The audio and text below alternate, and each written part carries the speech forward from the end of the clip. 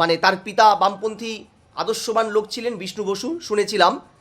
নাট্য ব্যক্তিত্ব হিসাবে সমাদৃত, তার নাটক যথেষ্ট ভালো করেন, কিন্তু বিশ্বাস করুন শিক্ষামন্ত্রী হিসাবে আমি তাকে 0 নম্বর দেব। তার কোথাও কোনো স্থান নেই। যে শিক্ষামন্ত্রী একটা সামার ভ্যাকেশনের নোটিশ করতে পারে না, মুখ্যমন্ত্রী মাইকটা কেড়ে নিয়ে সেই নোটিশটা করেন, প্রেস কনফারেন্স করেন, সেই শিক্ষামন্ত্রী থাকার চাইতে না থাকাটাই ভালো বলে আমি মনে করি। আজকে এত বড় ঘটনা, তার সমগোত্রীয় সহকর্মী স্বজাতি একজন শিক্ষককে ওইভাবে মারা হয়েছে, মারতে মারতে ছাত্রদের সামনে মারতে মারতে নিয়ে আসা হয়েছে।